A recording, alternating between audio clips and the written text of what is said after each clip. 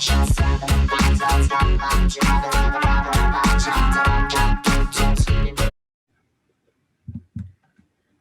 and welcome to another episode of Quirky Pop. I'm Catrina Parker.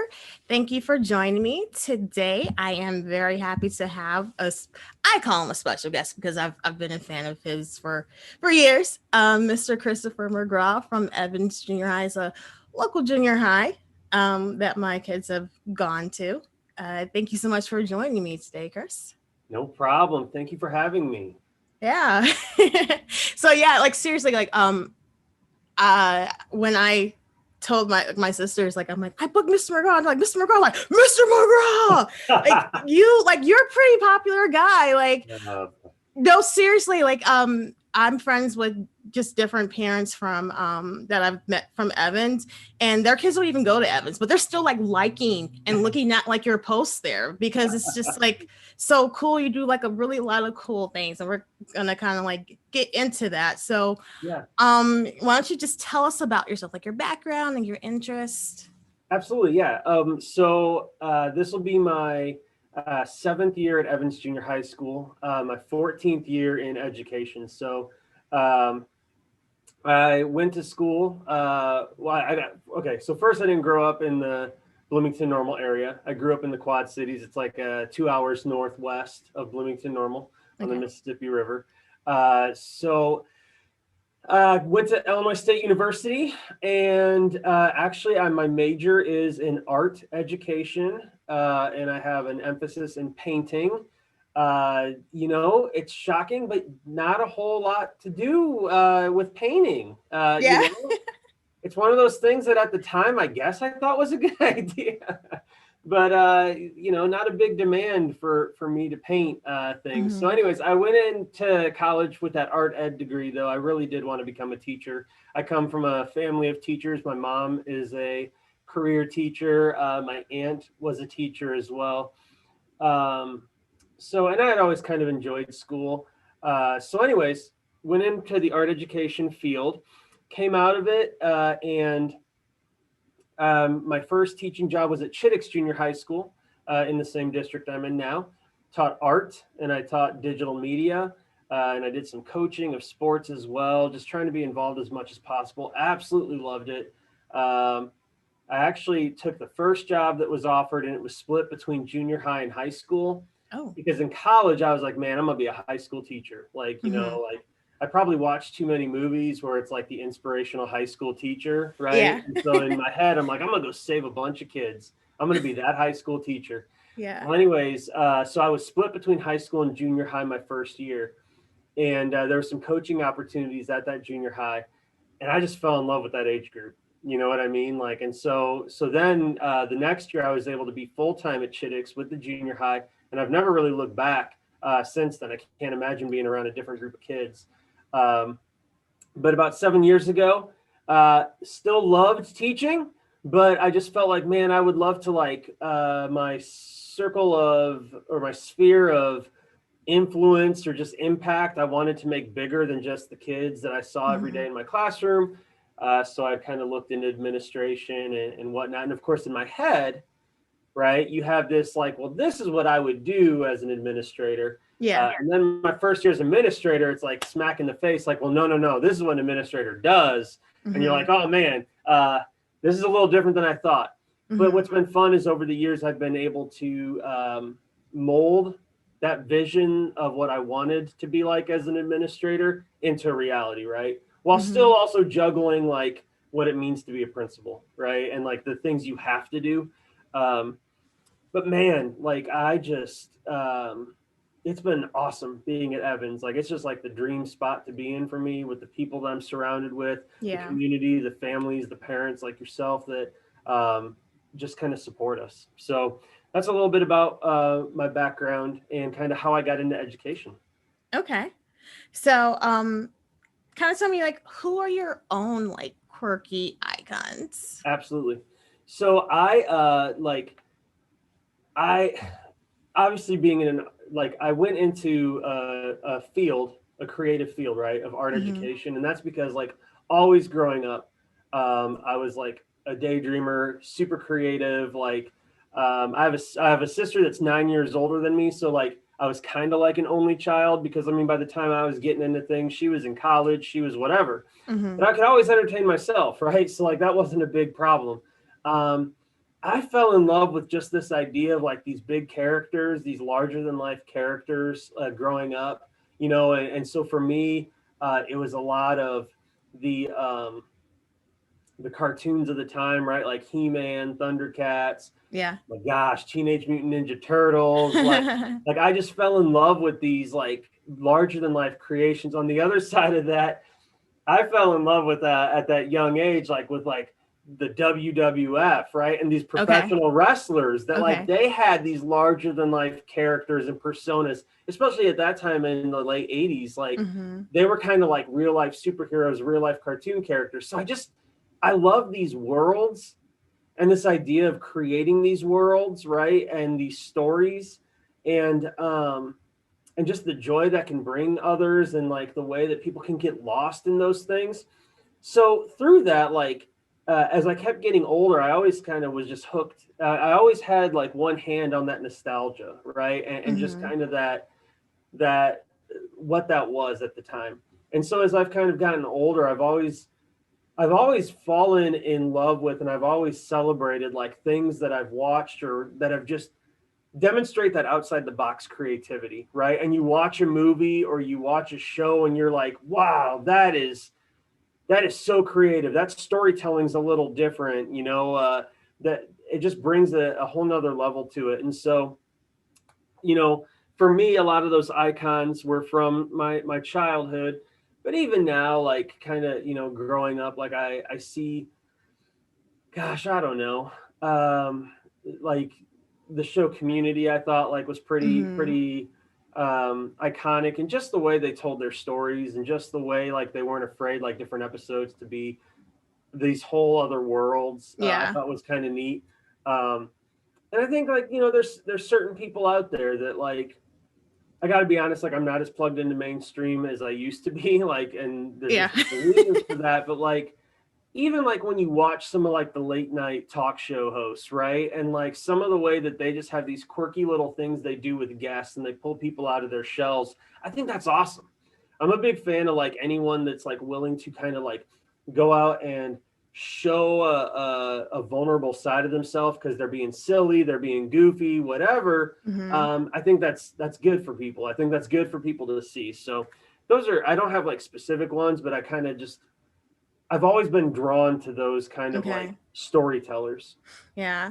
And you mentioned Community. Like originally I was like gonna do just like a straight Community Yeah, episode right. with you. But just like with the time frame of when I wanted to do it, we couldn't quite match our schedules. But I'm looking at like your background right now, like you have like costumes in the background, and it kind of reminds me of like the dean from Community. No. But you take care of business. Like you're not messing up. You're a good administrator, Yeah. but you wear costumes and stuff too, which is great. Well, we'll talk about the costumes more lately, but we're gonna kind of like move into just like you, like as like an educator. So were you always comfortable with like being your authentic self as an educator? Because it always seems like it's like a very serious role. And like I remember when I found out that you were going to be the principal and not just a vice principal, I was like, like, does this mean you're going to be serious all the time now? And you're like, no, not at all. And I'm like, oh, well, great. Yeah. Yeah, no. I'm very fortunate. Like, I'm very fortunate in like just the way I was kind of raised, and watching my mom, who definitely I get a lot of personality traits from her. She's super outgoing and, was always willing to kind of like, she was involved in community theater and things like, so, I mean, she like had that persona herself of kind of like, not afraid to step out and kind of be herself. So anyways, I was very fortunate growing up to kind of have that confidence instilled in me, like, you can just be yourself. Now, that being the case, like, don't get me wrong, right? Like the first year or so of high school, like I fell into the like, oh man, what's the crowd doing? Like, oh my gosh, I don't know that I want to totally be who I am, but I quickly kind of broke out of that shell.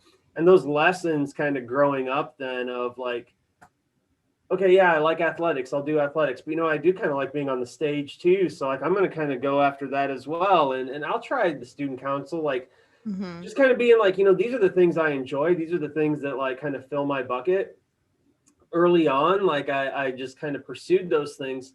And so for me, I guess like there was this whole idea of, and especially after my first couple of years being in the junior high, there's this whole idea of like, this is a tough time for kids in general, right? Like junior high, Mm-hmm. they're going through so much. And I don't even mean like externally. I just mean like there's puberty, there's just like Yeah. peer pressures, whatever. And so for me, I always felt like, hey, if I can just totally exhibit to them, like, here's a grown man that like clearly like isn't too worried about what people think and isn't afraid to make a fool of himself just to make Mm-hmm. other people laugh or whatever. Like, what a great like resource for them, or just a great kind of thing for them to see. Like, look, if he doesn't care, like what people are thinking of him in a good way, mind you, like, and he's Mm-hmm. willing to be himself, then maybe that just makes them feel a little more chill and a little more relaxed, Mm-hmm. being in the building. And I don't know. I also feel like that's just a really great way to help people like trust you because they feel Yeah. like you're being authentic, right? They're like, all right, I might not like a decision that he has to make, Mm-hmm. but at the end of the day, I know that he is, he's not going to be, malicious in his intent because I know he's pretty real with who he is and he's pretty transparent out there. Um, and so, yeah, like I feel like that's a huge thing that you can be your authentic self. And I think I'm a big proponent of integrity. Like that's a Mm-hmm. big thing. And I feel like being your authentic self is has to do with integrity as well. It's like, look, if Chris says something, then he believes it, and if he says he's going to do it, he's going to do it. And I think it helps just make people feel comfortable too. Like if they're like, oh man, that's the guy that runs around in the inflatable eagle costume, like like it's hopefully it makes me more approachable to a Yeah. certain degree. Yeah. So I wanted to kind of talk about just like how the different ways you connect with your students. Because like I over the years I've noticed different things like like you'll be like in the production of like the theater, like Yeah. the one where what was it? I think you were like the fairy godfather one year. Yes. And then Yeah. you were like this like nerdy dad another Yep. year. And just like little things like for lunch, like I noticed that I think I was picking up one of the girls for a doctor's appointment, and you were like in the lunch period the whole time. And like I asked one of the administrative assistants, I'm like, well, when do you eat lunch? When does he eat lunch? And they were like, he just kind of like quickly eats food like in between meetings and stuff. Yep. Like and like you do this for like all the lunch periods, and like the kids like see you like every day. You're not just like the wizard who's like hidden, on the PA system. Yep. You're like Yep. actually like out there among them. And like I think, that's something like the kids like they'll really like appreciate that, especially like later on. So like, I wanted to throw that out there, but like, what other things like do you do to try to like make that connection since you're not like in the classroom all of the time? Absolutely. That's the biggest thing for me, right? Like that's the biggest thing, of course, I'm going to Mm-hmm. miss not being in a classroom, right? Is Mm-hmm. that immediate connection you have with those kids. So for me, a couple things that you touched upon. Number one, like a big thing for me is like greet the kids at the door, right? Um, and COVID's made that a little crazy because usually I try to meet the kids that come in off the buses, right? Mm-hmm. And pre-COVID, it was very much just like, hey, good morning, good morning. Maybe I have some music playing, whatever. And it's just greeting them at the door. Now, like I greet half of the kids I greet at another door, and there's a certification process, blah blah blah. But it's Yeah. still greeting the kids, right? It's still saying good morning, whatever. Um, and then yeah, the biggest challenge, I'm gonna be honest, the biggest challenge that I have found as being a principal is getting out and like getting in the classrooms, right? Like, because you can get bogged down in here in the office with Mm-hmm. like busy work, right? And so a couple of like absolute anchors in my day is like passing periods, right? That's easy enough to at least get out in the main hallway. You're saying hi to kids, whatever that looks like. definitely get into lunches. Right now, like sixth grade lunch is the one that I really try to hook into, just to kind of say hi to them. And when I'm in lunches, a lot of times just wandering around and it's small talk with the kids. Because it's interesting. So like the lunches, that's like their 30 minutes. That's the only 30 minutes the students really have that's theirs, right? Yeah. And so I try to be careful. It used to be like at lunch, it's like, hey, we're going to play a game. Hey, we're going to do this. And then after talking to the kids, this was years ago, they're kind of like, look, that's our 30 minutes. So like, we appreciate what you're trying to do, and so now it's a little limited that way. I do love just like trying to stop into classrooms, as much as possible.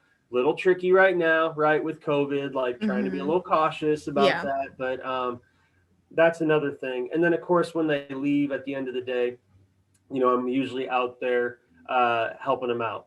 The big thing, here's like what I noticed. So in 2014, when I got here, I was like, hey, let's start a Facebook page, right? And at that time, like at least in Unit 5, it wasn't super common. And that was kind of a way for me to connect with parents, right? And kind of break down the walls with families, because let's be honest, like some of them are going to visit school websites, some aren't, you know what I mean? Social media is a much faster, better way to connect.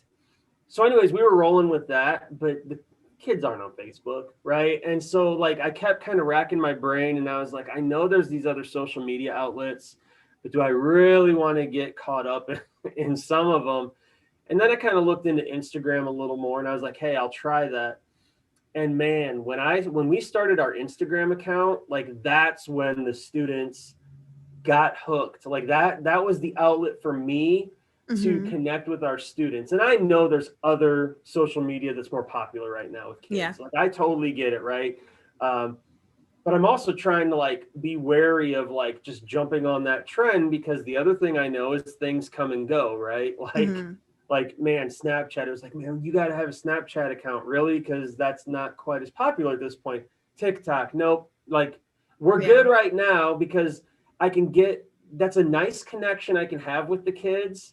In terms of me communicating with them, it's more of a one-way street, and I'm totally cool with that. Like I'm not looking for those to be the way that I'm like doing two-way communication, but at least that's a way for kids to feel connected to our building, because our social media is an extension of who we are. It's not necessarily like an informative, like, hey, basketball practice tonight. It's more like an extension of our personality. It should be an extension of like, this is a dumb term, but like the brand, right? Of like Eagle Nation. And it should just be like a place that kids can quickly check, maybe puts a smile on their face.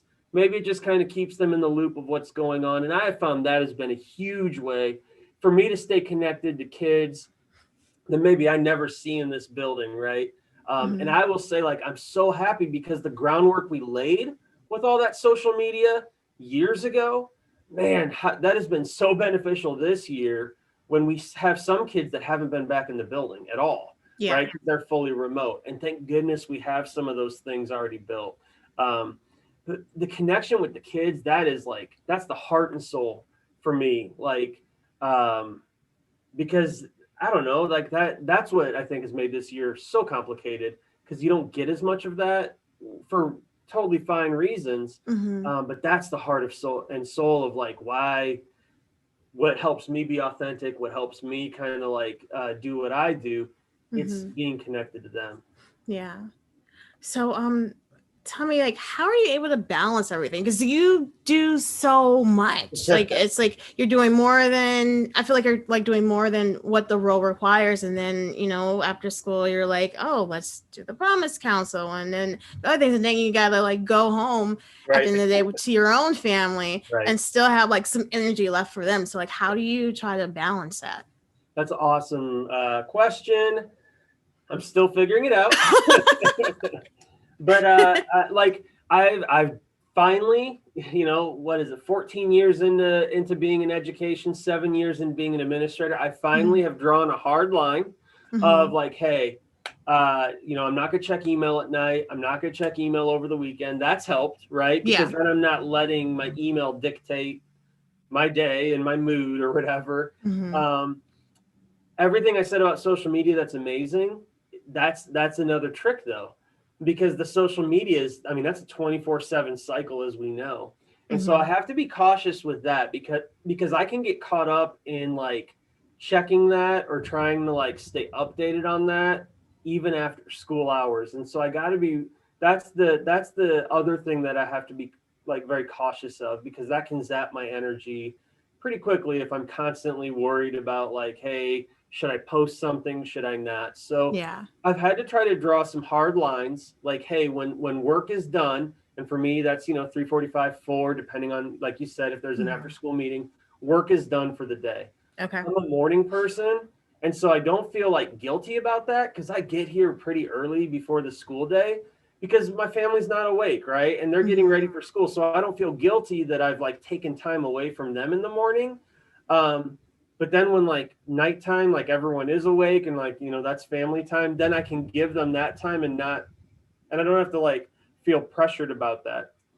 But honestly, like in the mix of the school day, that's like I talked about, getting in the classroom, that's the trick. That's what's so hard, is like balancing all those responsibilities. Because to me, it's like priority number one is, yeah, let's get in the cafe, let's have some goofy interactions with others. But honestly, like the district and my job would dictate, well, no, really a priority is like some of these other things that you need to get done. So I'm still figuring that piece out a little bit, but the personal, professional time, like I'm getting much better at. Okay. And I find like I'm better here in the day if I do manage, right, better my work-life balance. Because if I'm working all night, when I come back here the next morning, I'm already drained, right? Yeah. And like I don't have anything to give to the students. So it's been much better this year, because I think this year has forced all of us to like figure out that work-life balance a little better, because work and life have blended terribly in some ways, because we're working from home or like, different things. Oh yeah. Yep. So I want to talk to a little bit about your characters. So there's like the Elf on the Shelf, which I love. Like it's just so hilarious. Like there's so many cool little videos of you like appearing, and like Caitlin, she's gonna kill me for saying this, but she's like actually scared of the Elf on the Shelf. I'm like, that's Mr. McGraw, right? Like he's not gonna bite you. She's just like, he looks too creepy, Mom. I can't deal with it. I hope he doesn't come to my class. But I like, well, I don't know, maybe because we didn't really do Elf on the Shelf when they were little, but I thought it was funny, like just like you popping up, and kudos to you and your agility and being able to move around like that. Like I have a new ACL, I can't hop around like that anymore, and you're still like all over the place. Yep. No, so like the McElf on the Shelf, man, like that is, I feel like every year I keep tiptoeing that fine line between super creepy and super creepy, where parents are like, all right, time out. Like this guy's creepy. And just and silly. Like that's been so fun, because I think like it's like, I don't know, like the teachers enjoy it and the kids like, here's the great thing about Evans.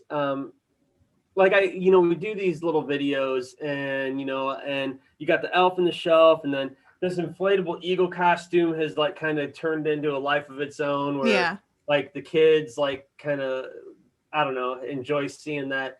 But anyway, so like we record these things, we put it out there on social media, and like the best responses I get from my friends or family or other people, they're like, hey, did you like tell the kids like not to react to it or whatever? Because they're just like doing their thing. Yeah. And it just makes me smile, and I'm like, no, kids at Evans, it's not weird to them. Like they don't like, they're just like, yep, there he goes. Oh, yep, someone needs attention again. There he is. You know what I mean?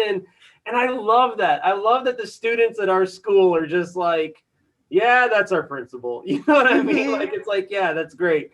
But yeah, I don't know. Like, it it goes back to kind of like what I was talking about. I just growing up and even now, like I just love these like characters, and I just love the idea of this like creating this not make believe world, but kind of like you're just creating this Mm-hmm. fun environment, right? And you're kind of going outside the box of what people expect, and that makes in my mind and so far it seems like it helps people like they laugh or like it makes them feel comfortable because they see this like man, that's not how a principal should act, you Yeah. know, or like that. I wasn't expecting that. And so like that's just what I think makes it so fun. And it's so much fun for me. Like that's the Mm-hmm. other thing. It's not like fake where I'm like forcing myself to do it. You know, and when COVID hit and we all had to be home last spring, you know, kind of like, okay, I'm gonna do these morning announcements. And after a while they took a life on their own and I really just started like, I mean, I thought I was losing my mind. Like they got more Yeah. and more elaborate. Yeah. But like with that again, it's like for me, it's so much fun. Just that idea of make believe and just that idea of like creating these worlds that like when I can find that opportunity. And so of course Halloween every year is a great time for me because it's Mm-hmm. like, oh yeah, like what are we doing this year? Like what are we Yeah. dressing up as? And one year, I think it was either 2 years ago or whatever, I dressed up as a junior high kid. And like that got a really good response. And so every now and then, like Mm-hmm. what like I'll pull that back out, you know, and the staff love it. They think it's hilarious. And like, Mm-hmm. of course, the kids, like they think it's funny, but they're half insulted because like I'm half like being funny and I'm half kind of insulting the way junior high kids act, you know, so like they love that interaction. Mm-hmm. Um, but yeah, like, I mean, I don't know. It's just when I do those things, it really is a way to like lighten the mood, first of all, right? A Mm-hmm. lot of times it's like, hey, you know, February is a good example, right? October and February are just those times of the school year and the rhythm of a school year Yeah. that people are just like kind of like sludging through it. You know what I mean? Like the Mm-hmm. excitement of the beginning of a semester is over and the end isn't quite very near yet. And so maybe that's a time to break something out, right? Yeah. Where it's like unexpected and it's like, what is going on? And it may bring a little smile to someone's face. And so that's when like some of that's going to start happening. Mm-hmm. Um, but also just, I don't know, you know, you see things either through pop culture or different things. And in my head, and this is just like how my brain works, like I'll see something and I'll be like, hey, how can that play out? You know, like in a Yeah. school setting, you know, like Elf on the Uh-huh. Shelf, right? Like how can I play that out? Like what? And the problem for me is like there's no like idea too big, right? It's like, oh, that'd be so crazy if I did that. Hey, I'm gonna do that, you know.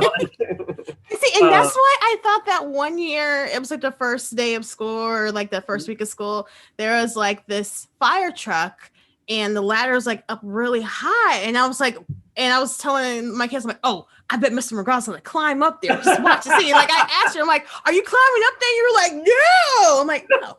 Okay, you have your limits. Okay, that's good. easy. Those limits are getting less and less, right? The longer I go. But yeah, Mm-hmm. but like, I mean, that's just a lot of it, just kind of looking and pulling ideas and, you know, and that's where I get some of my energy from as well. Like you kind of just look and see things out there and you're like, man, how can we make that happen here? Right. And Mm-hmm. honestly, now it's getting bad because now the kids kind of come up to me and they're like, you should do this, you should do that. And it's like, oh man, challenge accepted, you Yeah. know? So, but yeah, I don't know. For me, it's just creating that experience, right? Mm-hmm. Like for kids, especially at this age, because this can be such a difficult age, more so than ever. Like just, Yeah. I don't know, with Yeah. social media and now with just kind of, you know, with the pandemic and how people are dealing with that, it's just a way to like bring some levity, Mm-hmm. you know, to everything. Yeah.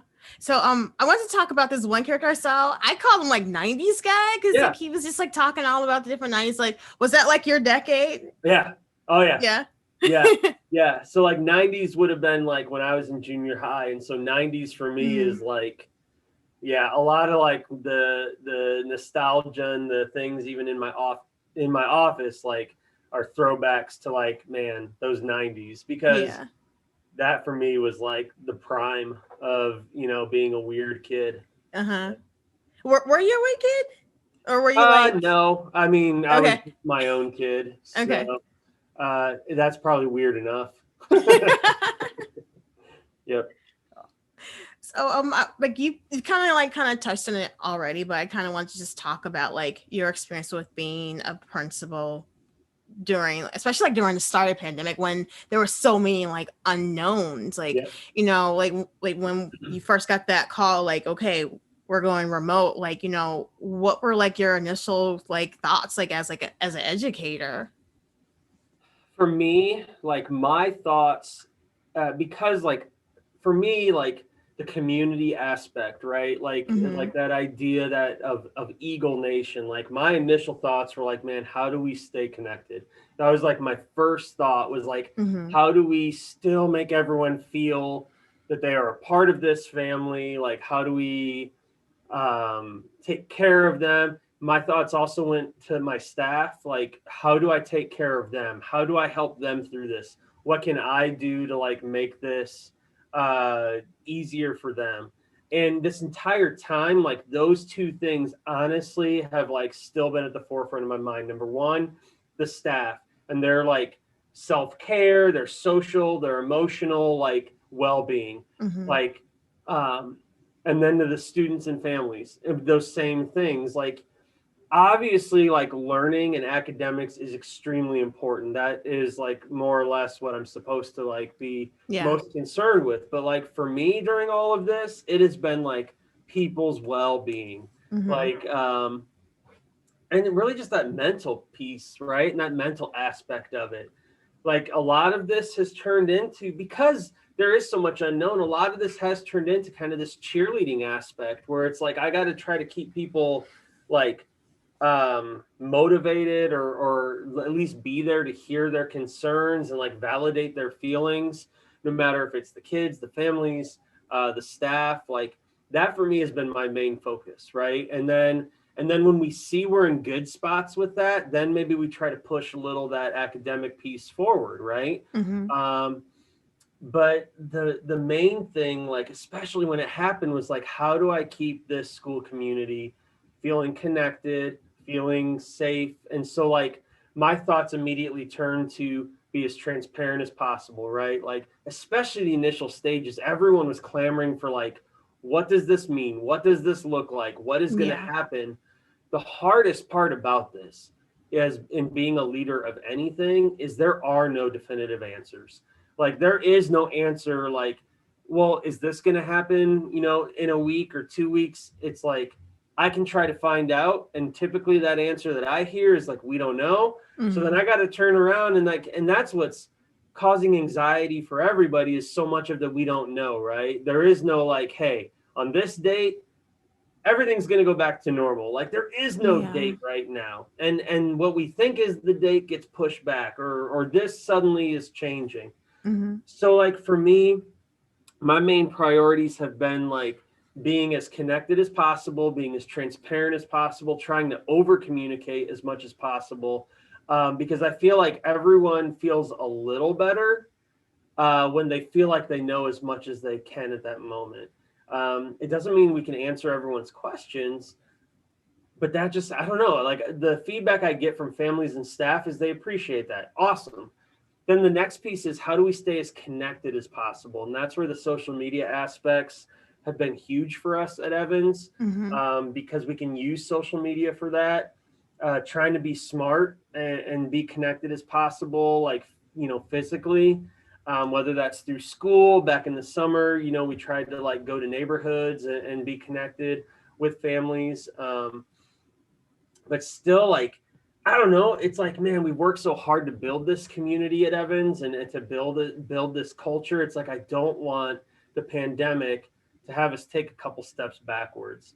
And so there's been an extra push on my end, whether it's through video or social media, to like stay connected, stay involved with us, keep Mm-hmm. checking. um, and that's been like the biggest piece, and that's also been the hardest piece too, because that takes a little more work, right? Like Yeah. that falls on a little more work. But COVID for me has been absolutely about like the well-being of our families, students, and staff. And that means a lot more like cheerleading and kind of I don't know, lifting up, right? A little more like searching motivational quotes or like Yeah. Googling that. Like it's been a lot more of that. Yeah. But again, looking at mainstream, looking at pop culture, hey, what messages are they getting out to people? What are ways that they're trying to, stay connected with people, and then saying, okay, how can I take that and infuse that into kind of a school setting? And so that's been, live streaming different things. Um, in our school building, and finding ways to be connected that way. Yeah.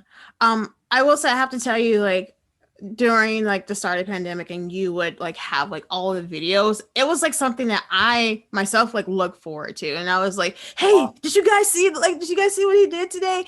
It was just like, very encouraging, like with the things that you were saying, and just like continually to like connect everyone through all the craziness. Cause like, I know, like, especially in the first part, I was just so like overdoing it because like I didn't really know what was right. I was like, I'm washing my groceries, and like I go shopping, and then I'm like I jump in the shower. Like I didn't know what to do, and it was just it added on so much more stress just on me, like as a person, as a parent. So like that was just like something nice that I can kind of like, it's like, hey guys, look at this. Let's look at this together. Look at Mr. McGraw being silly. That's, what, that's like super kind of you to say, like, because it's, it's so interesting. Like when you are making digital content, right? You just kind of throw it out there and you have no idea. I mean, yeah, there's like likes, right? That you can like see. And of course there's like how many people have viewed it or whatever, as you make digital content.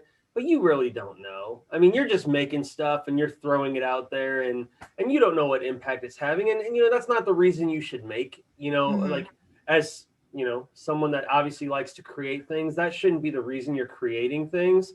For me, like, for me, it's the audience of one. Like for me, it's like, hey, if that makes me laugh, I'm glad I made it. You know what I mean? Like, so that's super kind. That's super nice to hear. And I'm glad to hear that. Like, it really is about just trying to try to keep us connected as best we can, because I truly believe like that we have something special through Evans, and I believe there's a lot of really special people that like help to create that environment and help to create that culture. And if we can help our families and students and each other as a staff, that's the most important thing, because selfishly, I'm gleaning off of that as much as possible too, right? To kind of help keep me going through some of the days and that. So that's awesome to hear. Thanks for sharing that. Yeah.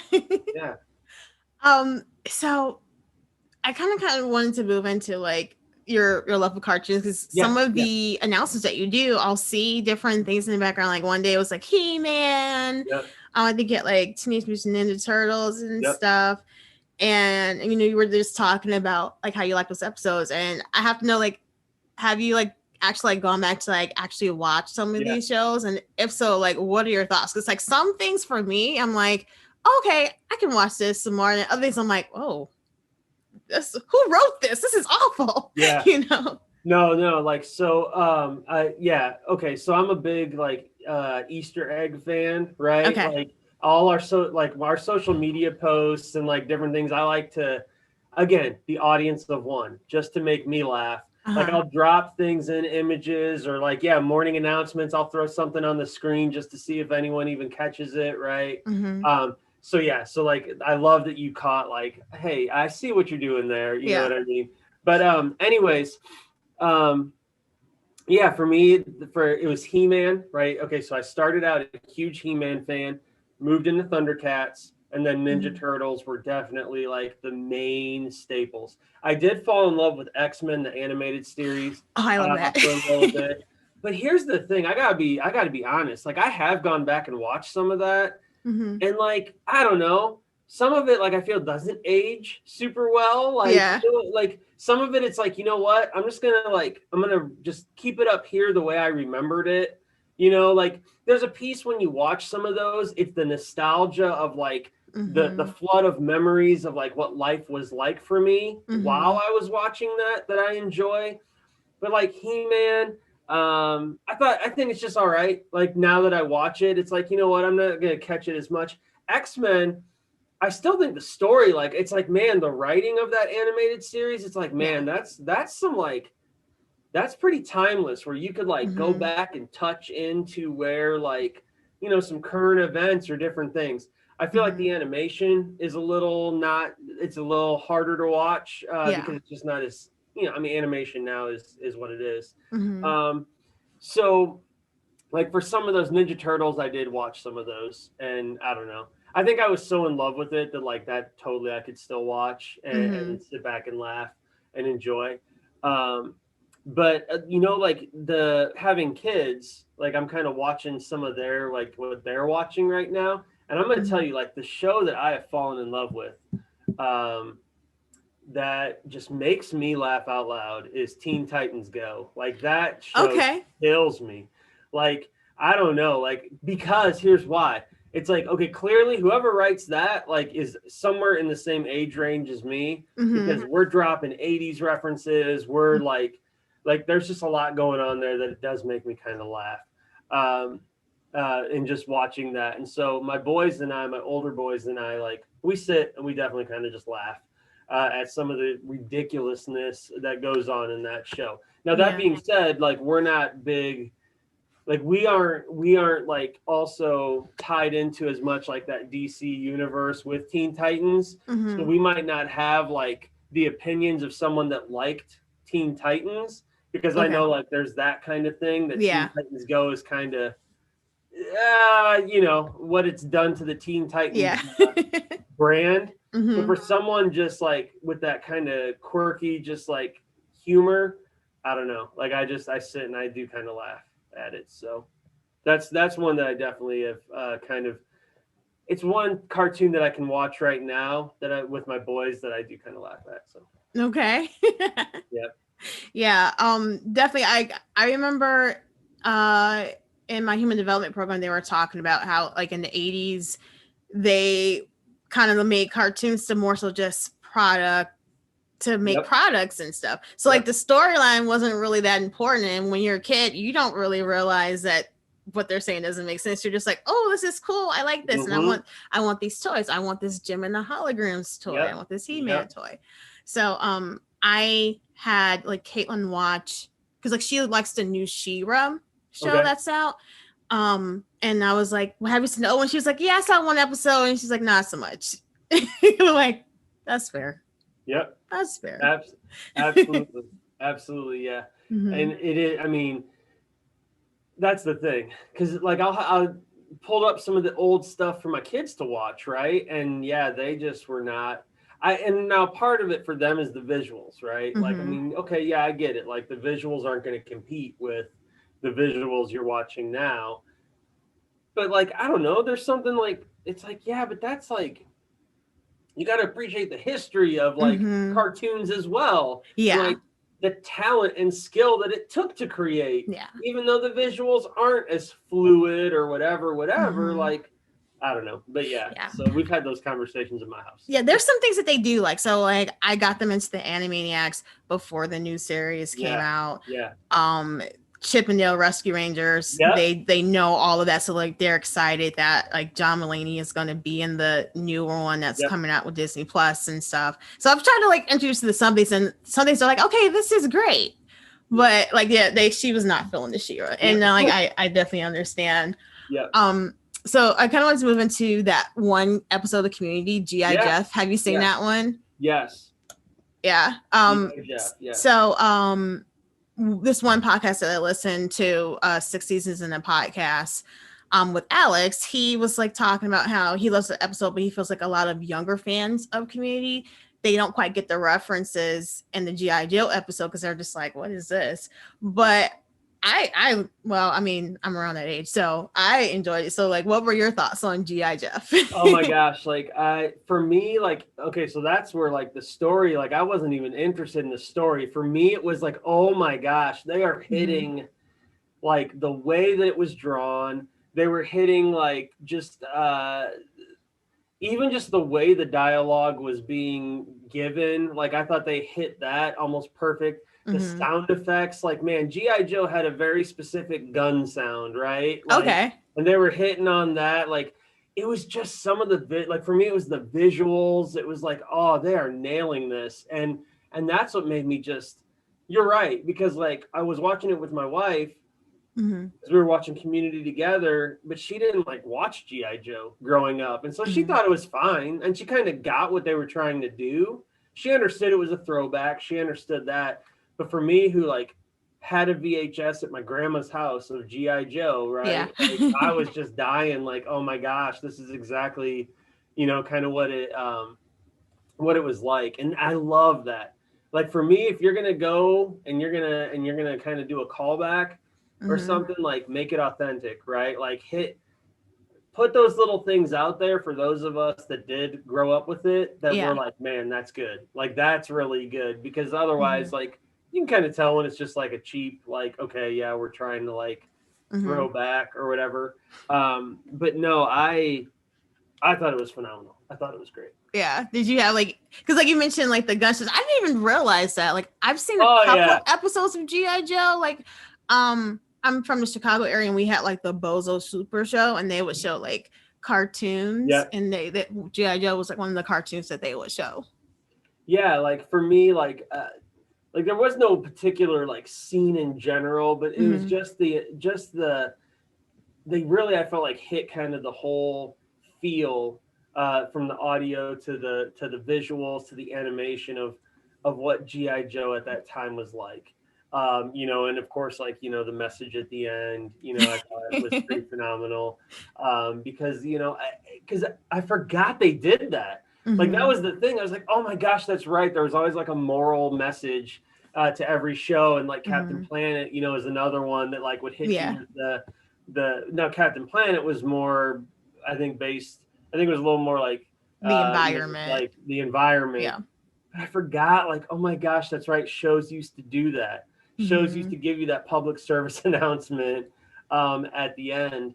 So I thought that was pretty awesome, and because like there's those things too, like Transformers. That's another cartoon, and that the movie that came out way back then, that Transformers animated movie that came out.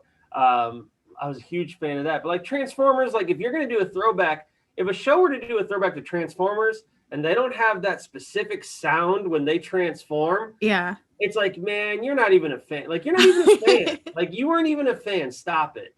Like, and so I think like that was for me, like the authenticity of like, man, whoever did this, like they clearly were a fan. They clearly like, and I guess that's the thing with Community, like when they would do all the different episodes, and I can't think off the top of my head, but the different themed episodes in that, like you could tell like someone, whether it was the writer, whether it was someone on the production team, someone was a fan of that genre or that, because the detail that went into it. And that to me is what, like, I was like, man, this is great.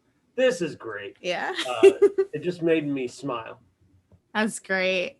So I hope you had some time to think about this next question. So, if you were to have like a mental breakdown, like Jeff and G.I. Jeff, or Abed and Abed's Uncontrollable Christmas, and I think there was like in season 4, Abed had like the Greendale babies thing. Like, what would your fictional world like look like? For me, it's gonna be animated. Absolutely, it's gonna be completely animated.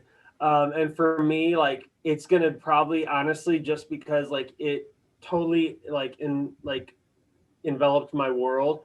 To me, I'm waking up in the sewer around the Ninja Turtles, and it's like I'm eating pizza, and you know what I mean? And it's like, all right, we're riding our skateboards.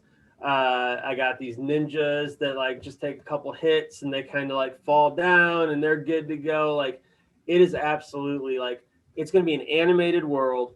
That's where my mental breakdown's happening. I'm talking to like life-size, turtles. It's, I mean, that's probably either that or like I'm going to wake up and I'm like a professional wrestler in the late 80s with face paint. And like, I mean, those are the worlds I'm waking up in. I can already tell you. Oh wow. That's hilarious. Without a doubt, without a doubt. Yeah. I'm trying to remember, like, I remember seeing some episodes of Ninja Turtles, Oh my but gosh. my most memories of them was like the movies, and then there's this game at this like it was like yes. Hollywood Park where you would put like the little golf balls in, and like Okay. for some reason they gave like the most tickets from that one, so I would like Okay. always play, and they play like the Ninja Turtle song as you're like putting the like it. Oh my gosh, I still have like 5 or 6 VHS tapes, right, of their episodes. And I mean, you want to talk about, like a product, right? Like the shows being commercials for products. My goodness, the action figures and the posters. I mean, those the Ninja Turtle, like that whole, whatever you want to call it, like company, whatever. I mean, it just, whew, they were marketing that thing like crazy. And I was just at the perfect age where I was gobbling it up left and right. Yeah. So I have a feeling that's what I would wake up as. Yeah. I'd be waking up there in that world, and I would be totally comfortable in it, because I would say, yeah, this is what I am needed. Like, I don't know what it was like about like karate, right? Like my biggest regret as a kid was my mom never got me into karate classes. But like something about that time in my life, between the Ninja Turtles and then like Jean-Claude Van Damme, the movie actor, like karate. It was all about karate. And it was like, man, if I ever get in a fight, I need to know how to kick someone, because clearly that's what happens when you get in fights. It's all about kicking and spinning. And man, that time period, like American like boys were like just getting hit over the head that like being a ninja, learning karate is the most important thing in your life at that moment. I don't know. So like, was your mind blown when, because I'm sure you know this as a fan, that like the voice of Shredder was the late James Avery from Fresh Prince of Bel-Air? Oh yeah, totally.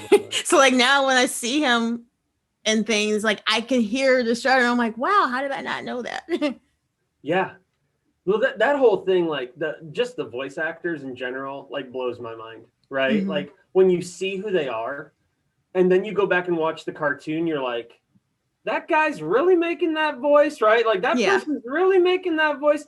Because like it's same with like radio, right? Like when you see a radio DJ, a talk show DJ in real life, you're like, that's not who I had. Yeah. Here. Like it's like it ruins it's like the Wizard of Oz, right? You see behind the curtain and you're like, nah, that doesn't work. Yeah. So we're coming towards like the end, but like just and I kind of realized this before talking to you, but just like your style, your leadership style, it reminds me of like the servant leadership style.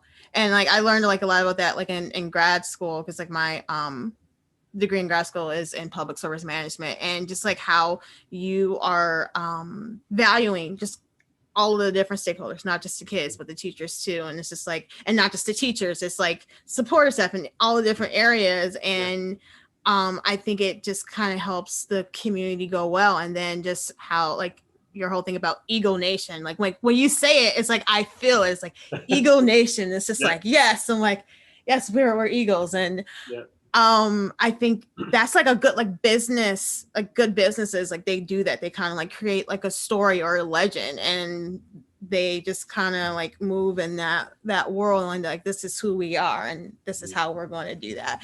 And I just want to say, like, I just think you're a great educator, and I really do like, appreciate like what you do, and like everyone has like, really great things to say about you. And again, just like, I'm just so happy that you agreed to do this. Yeah, no, this is awesome.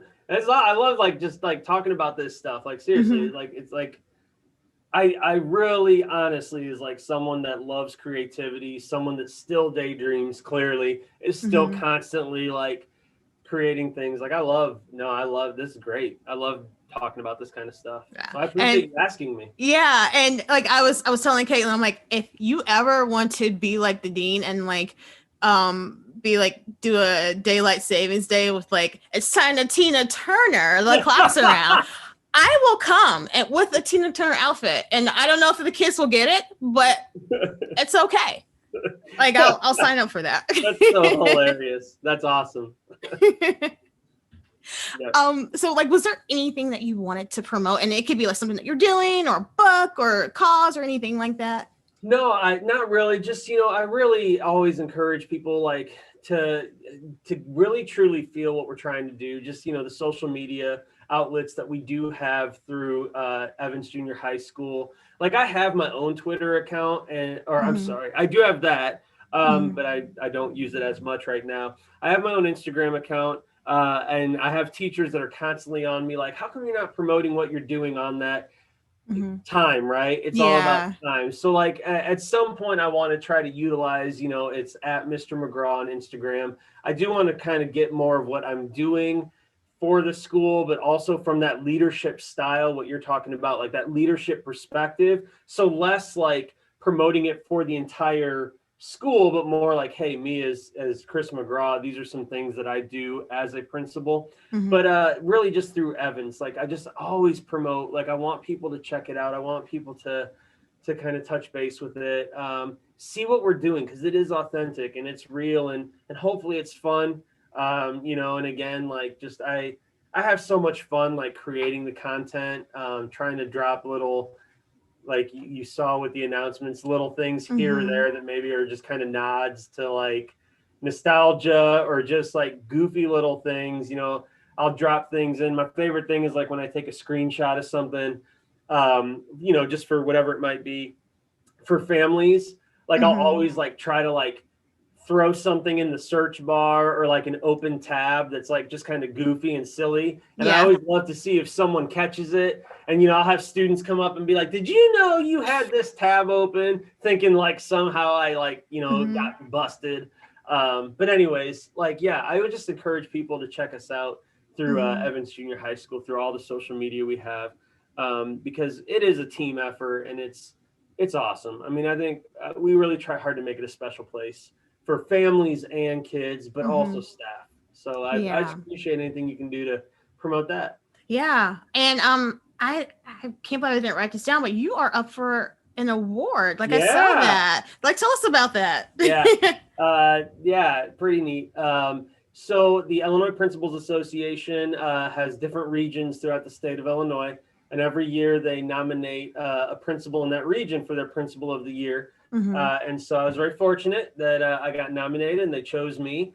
So we'll see what happens. Honestly, it doesn't matter. Like, I mean, I'll forever and a day be able to say like, hey, that's pretty awesome that I got nominated for that. And who knows? Maybe it was the best costume, category or something. Yeah. But, if you win, you'll have to do like a bit like I'm principal of the year and then But no, it's super humbling, and it's a tag team effort. I mean, it's I like if I didn't have the leeway and the trust to do what I do, right, and that comes from families believing in me and staff believing in me, none of it's possible. So like I'm just super appreciative to the amazing people I'm surrounded by that kind of inspire me and allow me to do my thing. So thanks. Yeah. Okay. So listeners, thank you so much for tuning in. You can look me up on Facebook, Quirky Pop, Twitter, and Instagram. And I recently got a website. I have my first blog post talking a little bit more about my first episode on The Little Mermaid and just why I'm an aeroapologist. So check that out. Awesome. And we will see you next time. Thank you. Thanks.